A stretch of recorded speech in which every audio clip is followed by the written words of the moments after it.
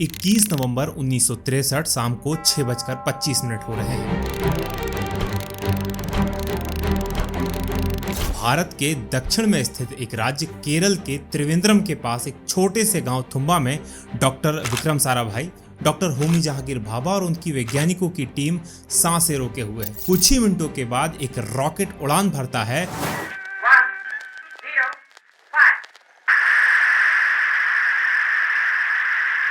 और सब आसमान की ओर देखते हैं।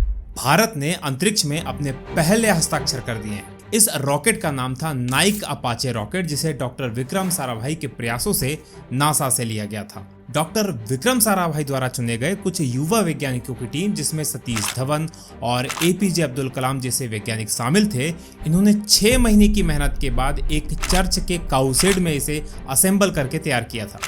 और सबसे बड़ी बात यह है कि इसके पार्ट्स को साइकिल और बैलगाड़ी पर रखकर लॉन्च पैड तक लाया गया था। 23 अगस्त 2023 भारत का चंद्रयान 3 सक्सेसफुली मून पर सॉफ्ट लैंडिंग कर चुका है। People are applauding. Let us all wait to hear from the Secretary Department of Space. India has done it. It has become now the 4th country to land a spacecraft on the moon. India's space agency is celebrating the successful moon landing of its Chandrayaan-3 spacecraft. It is the first country in the world to land a spacecraft near the moon's south pole. Indian space agency attempting to become the first to land a spacecraft near the south pole of the moon. और भारत ऐसा करने वाला America, रूस और चीन के बाद चौथा देश बन गया है। चंद्रयान 3 के लैंडर विक्रम, जिसने चंद्रमा पर सॉफ्ट लैंडिंग करवाई है, का नाम डॉक्टर विक्रम साराभाई के नाम पर रखा गया है, जो इंडियन स्पेस प्रोग्राम के फादर माने जाते हैं। पिछले 60 सालों में बैलगाड़ी से शुरू हुई भारत की अंतरिक्ष की यात्रा आज चांद और मंगल तक जा पहुंची है। इस वीडियो में हम उन्हीं 60 सालों की कहानी को जानेंगे और लास्ट में हम जानेंगे इसरो के ऐसे अपकमिंग प्रोजेक्ट्स को जो आने वाले समय में मानवता और देश के लिए वरदान साबित होंगे। नमस्कार दोस्तों, मैं हूं भगवत दांगी और स्वागत करता हूं आपका विजडम लूप के पहले एपिसोड में।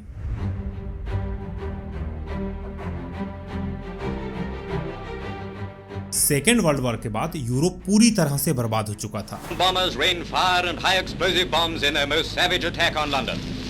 Here again is the... ऐसे में अमेरिका और सोवियत यूनियन दुनिया के 2 सुपर पावर्स के रूप में उभरे। दोनों देश हर क्षेत्र में एक दूसरे के साथ रेस लगा रहे थे, जिसमें कोई भी किसी से पीछे नहीं रहना चाहता था। और इसी के साथ शुरुआत होती है कोल्ड वॉर की। अमेरिका के जापान पर न्यूक्लियर हमले की ताकत पूरी दुनिया देख चुकी थी।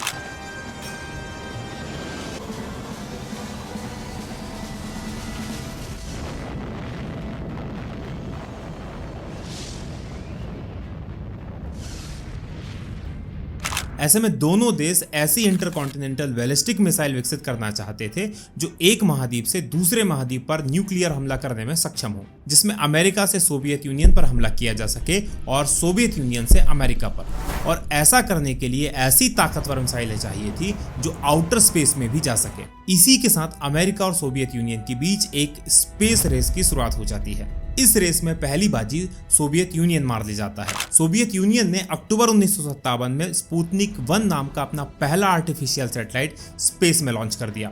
Sputnik 1's launch ignited the space age, showcasing humanity's potential beyond our planet.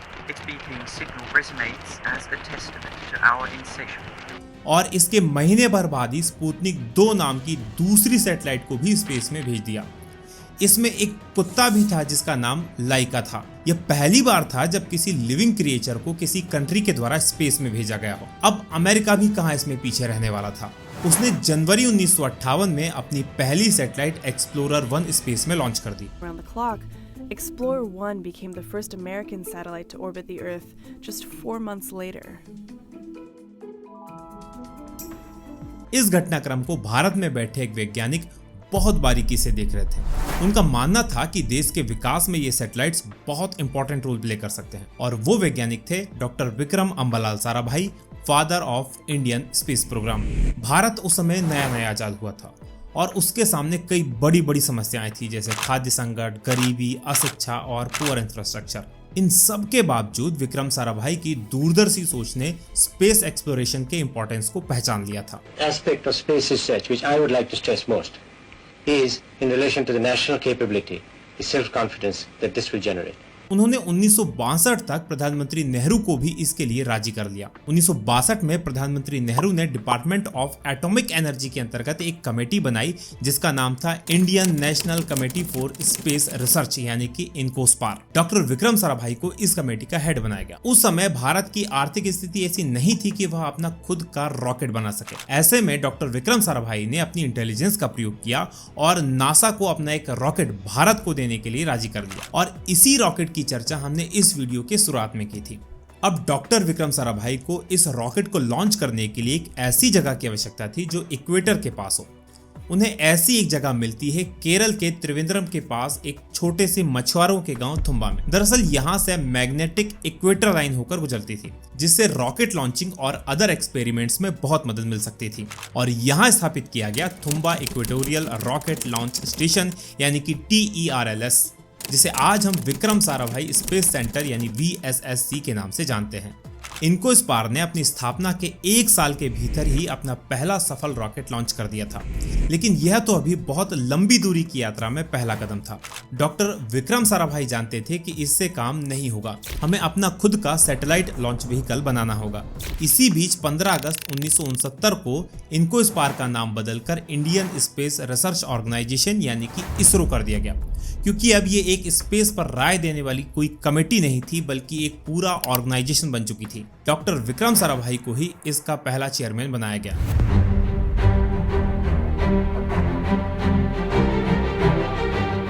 ISRO satellites के इंपॉर्टेंट को बहुत अच्छे से समझ गया था। 1975 में भारतीय वैज्ञानिकों ने आर्यभट्ट नाम का अपना पहला सैटेलाइट तैयार किया। India's first satellite, Aryabhat, was launched on April 19, 1975. It was launched from the Soviet Union by a Russian rocket. इस समय भी ISRO के पास ज्यादा संसाधन नहीं थे। उस समय वैज्ञानिकों ने आर्यभट्ट सैटेलाइट से प्राप्त डाटा को रिसीव करने के लिए बेंगलुरु में एक टॉयलेट को डाटा रिसीव सेंटर के रूप में बनाया था। अनफॉर्चुनेटली डॉक्टर विक्रम साराभाई इस सफलता को देखने के लिए हमारे बीच नहीं रहे थे। 1971 में कार्डियक अरेस्ट से उनका निधन हो जाता है। इसके बाद डॉक्टर सतीश धवन को ISRO का चीफ बनाया जाता है। भारत यह अच्छी तरह से जानता था कि उसे अगर स्पेस में आगे बढ़ना है तो अपना खुद का रॉकेट बनाना होगा और ISRO ने इसकी शुरुआत कर दी थी।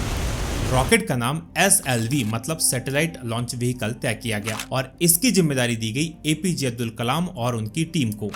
1979 SLV-3 satellite launch vehicle, I was the project director, mission director. My mission is to put the satellite in the orbit. SLV अपने पहले प्रयास में सफल नहीं हो पाया, लेकिन 18 जुलाई 1980 को इसने दूसरे प्रयास में सफलता प्राप्त की और रोहिणी उपग्रह को स्पेस में सक्सेसफुली लॉन्च कर दिया। India also entered the space age with her satellite Rohini. It was launched by SLV-3, an Indian-built rocket from the Space Center at Sriharikota. इसी के साथ भारत अर्थ के ऑर्बिट में पहुंचने वाला दुनिया का 7वां देश बन गया। इससे पहले यह कारनामा Soviet union, America, France, UK, China और जापान ने किया था। SLV एक सॉलिड प्रोपेलेंट रॉकेट था जो 40 किलोग्राम तक के सैटेलाइट्स को 400 किलोमीटर तक की कक्षा में लॉन्च कर सकता था। अब दिक्कत ये थी कि 40 किलोग्राम तक के जो सैटेलाइट होते हैं वो इतने ज्यादा उपयोगी नहीं होते हैं। अब इंडिया को ऐसे रॉकेट की जरूरत थी जो इससे ज्यादा वजन के सैटेलाइट्स को ऑर्बिट में ले जा सके। इसी के साथ शुरुआत होती है ASLV रॉकेट्स के निर्माण की जो 150 किलोग्राम तक के सैटेलाइट्स को लॉन्च कर सकते थे। शुरुआती 2 फेलियर्स और तीसरी पार्शियल सक्सेस के बाद इसे 5 मई 1994 को सफलता मिलती है। इसी बीच भारत शुरुआत कर देता है PSLV रॉकेट के निर्माण की जो ASLV रॉकेट से ज्यादा शक्तिशाली थे, जिसके कारण ASLV को डिसकंटिन्यू कर दिया जाता है। एक तरफ जहां भारत अपना खुद का सैटेलाइट लॉन्च व्हीकल बना रहा था, वहीं दूसरी तरफ दूसरे देशों की सहायता से भी अपने सैटेलाइट्स को स्पेस में लॉन्च कर रहा था। 1983 में भारत ने इनसैट यानी कि इंडियन नेशनल सैटेलाइट सिस्टम्स को लॉन्च करने की शुरुआत की। इंडिया ने इसे अमेरिका की हेल्प से लॉन्च किया। ये कई सैटेलाइट्स की एक सीरीज थी जिसकी हेल्प से टीवी ब्रॉडकास्टिंग की शुरुआत हुई, जिससे भारत के कोने कोने में टेलीविजन पहुंच सकी। Thanks to INSAT, TV signals are now available in even the most remote and far-flung areas of the country. इससे टेलीकम्युनिकेशन की भी शुरुआत हुई। ये आकाशवाणी है। अब आप रामानुज प्रसाद सिंह से समाचार सुनिए। नागालैंड में विपक्ष के नेता। इसके अलावा इससे वेदर फोरकास्टिंग भी की जा सकती थी, जिससे आने वाले डिजास्टर जैसे साइक्लोन, बाढ़ आदि की पहले से ही वार्निंग दी जा सकती थी और लोगों को सेव किया जा सकता था। విశాఖపట్నం తుఫాను హెచ్చరిక కేంద్రం వారు మద్రాసు। इसी बीच अप्रैल 1984 में इसरो ने सोवियत यूनियन के साथ मिलकर इंडियन एयरफोर्स के स्क्वाड्रन लीडर राकेश शर्मा को अंतरिक्ष में भेजा। वे इंडिया के पहले और एकमात्र व्यक्ति थे जो स्पेस में गए थे। ऊपर से भारत कैसा दिखता है आपको? मैं बगैर किसी झिझक के कह सकता हूँ कि सारे जहां से अच्छा। देखिए, कल्पना चावला भी स्पेस में गई थी। उनका जन्म भी भारत में हुआ था, लेकिन वो अमेरिका की नागरिक थी। इसलिए राकेश शर्मा ही अभी तक एकमात्र भारतीय हैं जो स्पेस में गए हैं।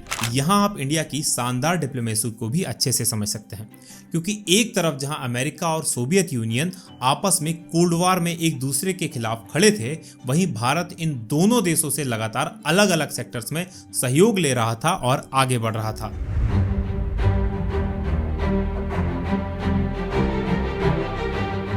अक्टूबर 1994 भारत के साइंटिस्ट टकटकी लगाए बैठे थे। भारत का एक नया रॉकेट आसमान की तरफ 800 किलो का सैटेलाइट लेकर उड़ चला था। 4, 3, 2, 1,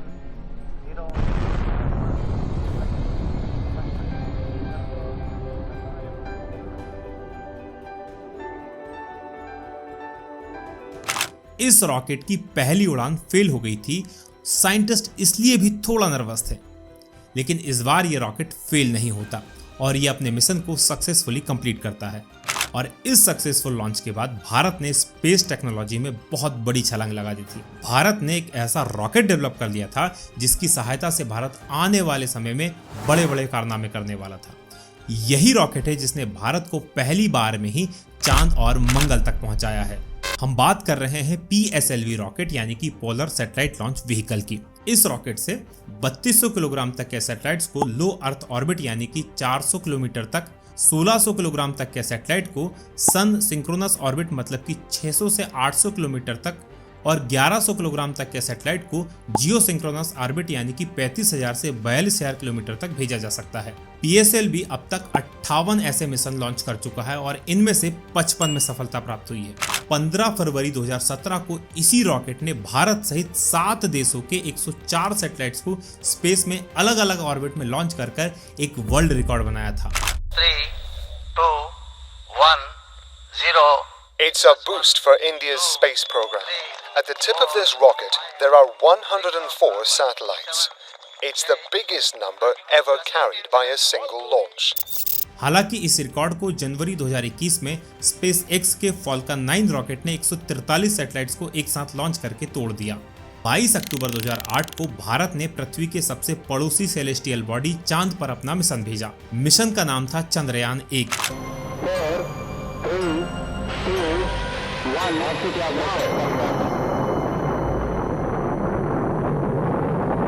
ये एक ऑर्बिटर मिशन था जो मून का ऑर्बिट कर एग्जामिन करने के लिए भेजा गया था और इंडिया ऐसा करने वाला अमेरिका, रूस और चीन के बाद चौथा देश बन गया।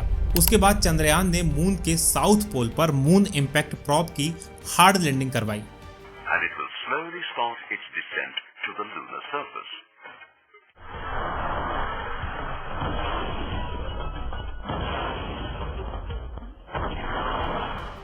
मून इम्पैक्ट प्रोब ने चांद पर पानी होने के पुख्ता प्रमाण निकाले और इस प्रकार भारत दुनिया का पहला ऐसा देश बन गया जिसने मून पर पानी की खोज की। चंद्रयान 1 की सफलता के बाद इसरो ने अपने अगले मिशन के लिए मंगल को चुना। 5 नवंबर 2013 को भारत ने मंगल ग्रह के लिए अपने मिशन को लॉन्च कर दिया।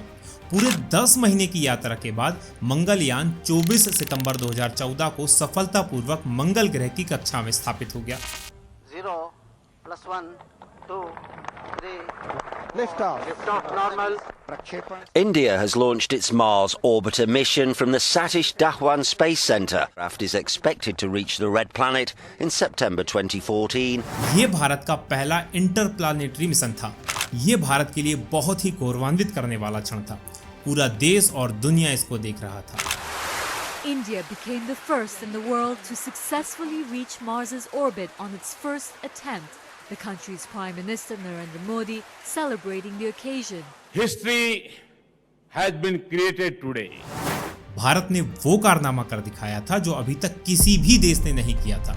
भारत अपने पहले ही प्रयास में मंगल पर पहुंचने वाला दुनिया का पहला देश बन गया था। इसके अलावा भारत रूस, अमेरिका और यूरोपियन स्पेस एजेंसी के बाद दुनिया का चौथा देश बन गया था जो मंगल पर पहुंच गया था। भारत एशिया का भी ऐसा करने वाला पहला देश बन गया था, क्योंकि इससे पहले चीन और जापान के मंगल पर जाने की मिशन फेल हो गए थे। और सबसे बड़ी बात यह है कि भारत ने यह पूरा कारनामा बहुत ही कम खर्च पर मात्र 450 करोड़ या 73 मिलियन अमेरिकी डॉलर में पूरा कर दिखाया था। चंद्रयान 2 चंद्रयान 1 के बाद मून पर जाने वाला भारत का दूसरा मिशन था। 22 जुलाई 2019 को इसे लॉन्च किया गया नए रॉकेट GSLV Mark 3 के द्वारा। 4, 3, 2, 1. We have ignition.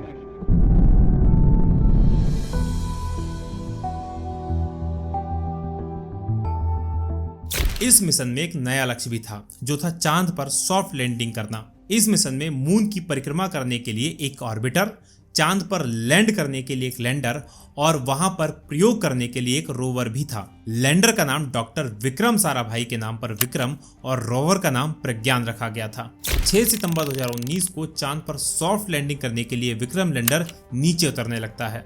सब कुछ सही चल रहा था। विक्रम धीरे धीरे नीचे जा रहा था, लेकिन 2.1 किलोमीटर की दूरी पर जाकर सॉफ्टवेयर में आए कुछ ग्लिच और कुछ अन्य तकनीकी कारणों से विक्रम सफलतापूर्वक सॉफ्ट लैंडिंग नहीं कर सका। Vikram lander descent was as planned and normal performance was observed up to an altitude of 2.1 kilometer. Subsequently, the communications from the lander to ground station was lost. Vikram की मून पर unfortunate crash landing हुई। Finally 23 अगस्त 2023 को भारत का Chandrayaan 3 moon पर soft landing करने में सफल रहा। People are applauding. India's space agency is celebrating the successful moon landing of its Chandrayaan 3 spacecraft. India has done it. It has become now the 4th country to land a spacecraft on the moon. और इसी के साथ भारत, रूस, America और China के बाद ऐसा चौथा देश बन गया जिसने मून पर सॉफ्ट लैंडिंग की है। इस मिशन के 3 प्रमुख उद्देश्य थे। पहला तो था मून पर सफल सॉफ्ट लैंडिंग करना, दूसरा है मून के सरफेस पर रोवर का संचालन करके वहां प्रयोग करना, और तीसरा है चंद्रमा की बेहतर समझ के लिए मून सरफेस पर जो उपलब्ध मटेरियल है उसको अच्छे से एग्जामिन करना। लैंडर विक्रम और रोवर प्रज्ञान चांद पर 14 दिन तक काम करेंगे। ऐसा इसलिए है क्योंकि इनके पास अपना कोई पावर का सोर्स नहीं है और ये दोनों ही सोलर पावर से चांद पर काम करेंगे।